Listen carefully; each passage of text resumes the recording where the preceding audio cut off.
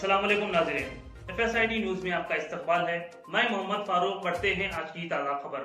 Noora Travel Service Mehboob Nagar Hajj and Umrah Group Organizer Hajj 2025 Hajj Shifting Class Package 7,50,000 per person. Duration 35 to 40 days. For more details contact 8121381984 or 9391577587 or else visit our office beside GS Milk Point, Shah Sahab Gutta Main Road, Mehboob Nagar.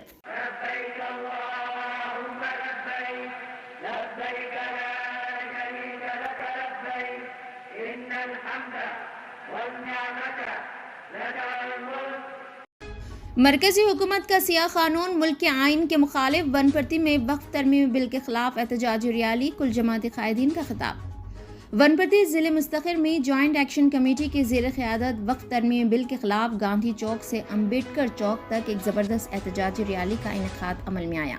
इस मौके पर joint action committee ज़िम्मेदारान Mohammed Afzaluddin, Syed Akhtar, Maulana Mahmoodul Haq Anwar Qasmi, Abdul Jabbar CPM, Maulana Abdul Waris Qasmi, Riyaz Mohammed Baba advocate ने खिताब करते हुए कहा कि वक्फ तरमीमी बिल मुल्क के आइन के मुखालिफ है। हम इस तरमीमी बिल की मुकम्मल तौर पर मुखालिफत करते हैं।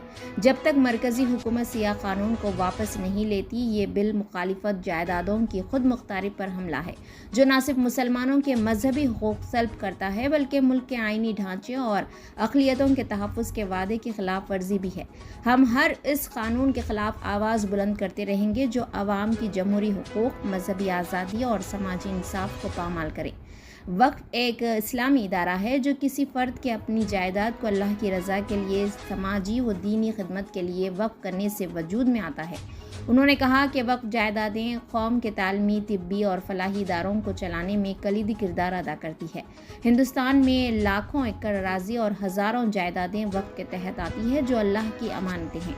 वक्फ तरमीमी बिल का ख़तरनाक पहलू ये है कि ये बिल वक्फ बोर्ड की खुद मुख्तारी को ख़त्म करके हुकूमत को बराह रास्त मुदाखलत का इख्तियार देता है। इससे मुसलमानों के मजहबी इदारे, मसाजिद, मदारिस, दरगाहें और यतीम खानों, आशिर खाने ख़तरे में पड़ सकते हैं। उन्होंने कहा कि हम वक्फ तरमीमी बिल वापस लेने तक अपना एहतजाज जारी रखेंगे। अगर ज़रूरत पड़ने पर हम मरकज़ी हुकूमत के सियाह कानून को रद्द करने के लिए जेल भरों के लिए तैयार हैं। उन्होंने मज़ीद कहा कि हिंदुस्तान के मुसलमान इस मुल्क के बराबरी शहरी हैं। हमने हिंदुस्तान की आज़ादी की तहरीक में कुर्बानियाँ दी हैं। ये रैली गांधी चौक से RDO ऑफिस तक पहुंचना था, लेकिन वनप्रति DSP वेंकटेश्वर राव की हिदायत पर अम्बेडकर चौक पर इख्तिताम पजीर हुई। अम्बेडकर चौक पर जॉइंट एक्शन कमेटी के ज़िम्मेदारान ने RDO को एक तहरीरी याददाश्त पेश की। इस रैली में कांग्रेस पार्टी, BRS पार्टी के अक़लियती कायदीन, उलमा कराम, हुफ़्फ़ाज़ कराम के अलावा मुख्तलिफ इलाक़ों के मुसलमानों की कसीर तादाद मौजूद थी। जॉइंट एक्शन कमेटी के ज़िम्मेदारान ने तमाम शुरका का शुक्रिया अदा किया।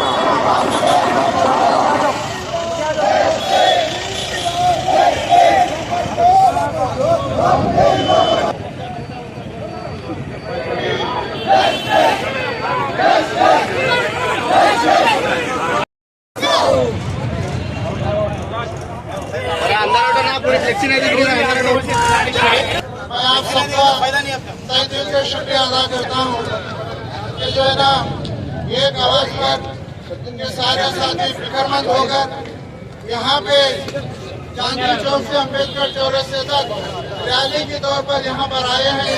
कि माशाअल्लाह all India Muslim personal law board तो जो मुस्लिम पर्सनल लॉ बोर्ड के जो ऑर्डर्स है वो हमारे पुरअमन जो है ना तरीके से एक रैली निकालना है, एक एहतजाज करना है। और इसी तरीके से 13 तारीख को हैदराबाद में टैंक बंड पर में भी जो है ना बहुत बड़ा जलसा होने वाला है, एक धरना होने वाला है। अब साहब सभी हजरत से गुजारिश है कि अपने अपने तौर पे हिसाब से वहाँ पे डांग बंद तोड़ने की कोशिश करें। मैं अब ज्यादा वक्त नहीं ले साहब, मैं अब दावा करता हूँ कि जब मौलाना वारिस मौलाना साहब जो है ना उनको मुख्तसर से बात करने का एक मौका देता हूँ और इसी तरीके से फिर दूसरे भी तफसील से बात करेंगे। अस्सलाम वालेकुम वरहमतुल्लाहि वबरकातुह। आवाज दो, आवाज दो, आवाज दो, वापस लो, वापस लो, वापस लो, वापस लो, वापस लो, वापस लो।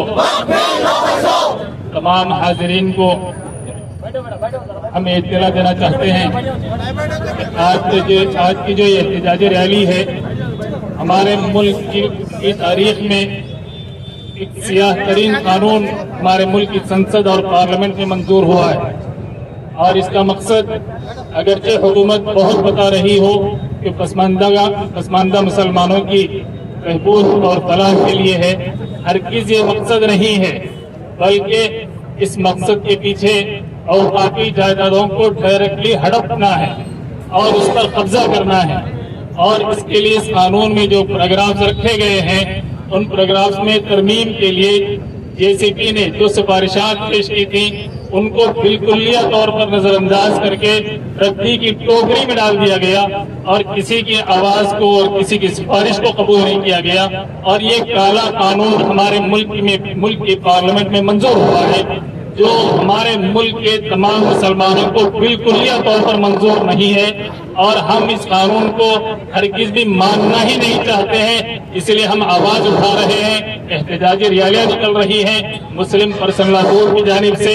अगर हमारी इन आवाजों को नहीं सुना गया तो हम एक कदम और आगे बढ़ाएंगे, एहतजाजी जलसे मुनज़्ज़म होंगे, एहतजाजी जलसों से काम नहीं चलेगा तो जेल भरो तहरीक के लिए भी हम तैयार हैं।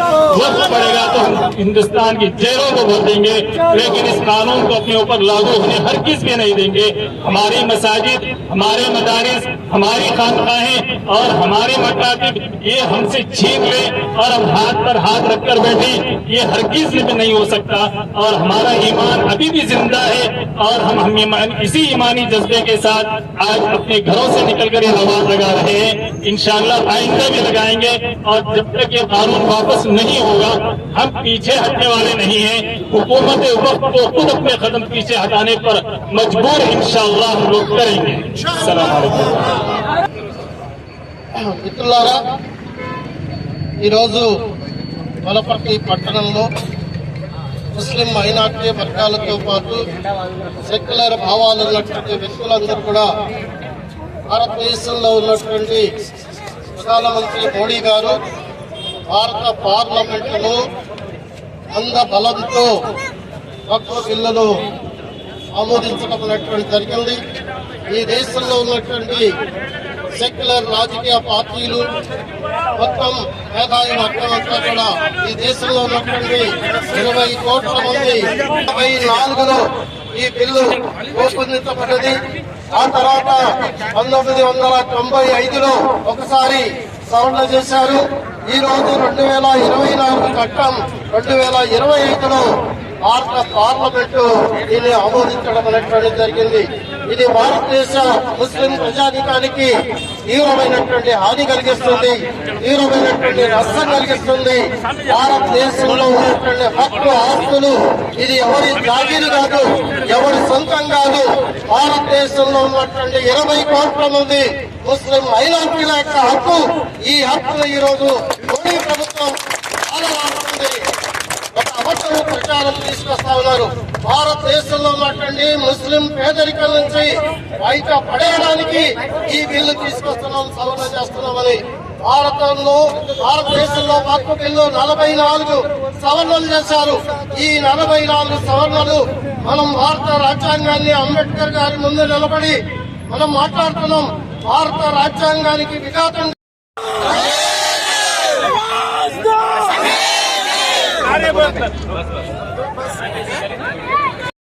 ప్రభుత్వ భూమి కాదు ఇది. ఈ దేశంలో ఉన్నటువంటి మహానుభావులు పెద్దలంతా కూడా త్యాగం చేసి మా వర్గాల ముస్లిం మైనార్టీ వర్గాల యొక్క అభ్యున్నతి కోసం మేము దానం చేస్తున్నాం అల్లా పేరుని చెప్పేసి ఇచ్చినటువంటి భూమి ఇది ఎవరి జాగీరు కాదు. ఈ భూమిని రక్షించుకోవాల్సినటువంటి అవసరం ఉంది. ఈ దేశంలో దాదాపుగా 1,20,000 కోట్ల రూపాయల ఆస్తులు ఉన్నటువంటి మన వక్ఫ్కు సంబంధించినటువంటి కాబట్టి వక్ఫ్ బిల్లును వెంటనే వాపస్ తీసుకోవాలి. దాన్ని వాపస్ అయ్యేదాకా ఈరోజు కోర్టులోనే 15-16 తారీఖులో చర్చ జరగబోతా ఉంది. ఇప్పటికీ 10 మంది పిలివేశారు. మనం ఆశాభావాన్ని వ్యక్తం చేస్తున్నాం. సుప్రీంకోర్టు దీని మీద ఈ చట్టాన్ని అమలు చేయకుండా స్టే ఇస్తుందని చెప్పేసి మొత్తం ప్రజానికం తరఫున నేను సుప్రీంకోర్టు ఇది అమలు అయ్యేదాకా ఈ చట్టాన్ని వాపస్ ఇస్తేదాకా మనం పోరాటానికి సిద్ధం కావాల్సినటువంటి అవసరం ఉంది. ఇది ఎవరికో వ్యతిరేకమైనటువంటి కాదు. ఇది మా హక్కులు కాపాడేటువంటి పోరాటం. ఎందుకని ఈ దేశంలో పేదరికం ఉంది. సచా రాజేంద్ర ప్రసాద్ కమిషనర్ గారు ఇచ్చారు. అత్యంత పేదరికంతో కూడా అవకాశాలు లేకుండా పోతా ఉన్నాయి. కాబట్టి అటువంటి విషయాలన్నింటినీ మనం రక్షించుకోవాలి. ప్రధానంగా భారత రాజ్యాంగాన్ని మనం నిలబెట్టుకోవాలి, పరిరక్షించాలి. మన హక్కుల కోసం ఐకమత్యంగా సంఘటితంగా పోరాటం చేయాల్సినటువంటి అవసరం ఉంది. ఆ రకంగా మనం అందరూ కూడా కృషి చేస్తామని ఆవాస రాష్ట్ర కమిటీ తరఫున, జిల్లా కమిటీ తరఫున హాజరైనటువంటి పెద్దలకు, ముస్లిం మైనార్టీ పెద్దలకు, యువకులకు అందరూ కూడా ప్రత్యేకమైనటువంటి ధన్యవాదాలు తెలియజేస్తూ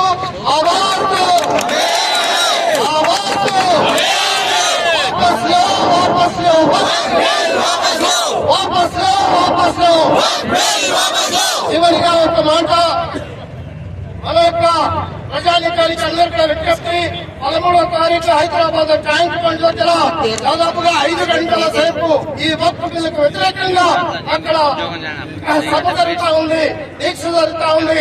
దాంట్లో కూడా పాల్గొనాలని చెప్పేసి మీకందరికి విజ్ఞప్తి చేస్తూ सारे जहां से हिंदुस्तान हमारा है, सारे जहां से हिंदुस्तान हमारा है, सारे जहां से अच्छा हिंदुस्तान हमारा है, सारे जहां से अच्छा हिंदुस्तान हमारा है। जीना है तो मरना सीखो, कदम कदम पर लड़ने सीखो। जीना है तो मरना सीखो, कदम कदम पर लड़ना सीखो। शुक्रिया सर। आप हमारा ये वीडियो YouTube पर देख रहे हैं तो सब्सक्राइब करना ना भूलें और बेल आइकन दबाएं।